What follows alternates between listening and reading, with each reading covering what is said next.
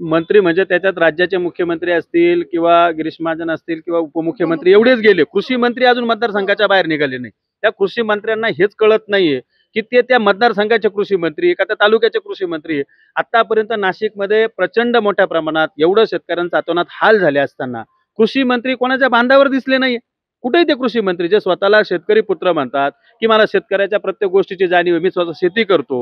मग असा माणूस जर कृषी मंत्री असेल त्या ठिकाणी, मग माणिकराव कोकाटे किती पटीनं चांगले होते. ते किमान शेतकऱ्यांच्या बांधावर तरी जात होते, शेतकऱ्यांना मदत तरी करत होते किंवा धीर तरी देत होते.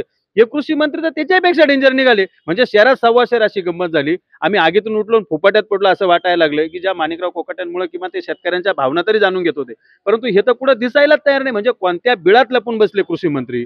आज एवढा अवकाळीनं शेतकऱ्याचे हाल झालेले आहेत. शेतकरी आत्महत्या करत आहे तरी कृषी मंत्री बाहेर येत नाही. आज नागपूरला एवढा मोठा बच्चू कडूंचा मोर्चा त्या ठिकाणी निघालेला आहे. कृषी मंत्री कुठे आहे? त्यांची जबाबदारी आहे की शेतकऱ्यांच्या प्रश्नांना सामोरं गेलं पाहिजे. शेतकऱ्यांना या आसमानी संकटातून बाहेर काढण्याची जबाबदारी कृषी मंत्र्याची असताना कृषी मंत्री कुठेही दिसत नाही. फक्त बोलघेवड्यापणा करायचा, दिखाऊपणा करायचा, हे चालणार नाही.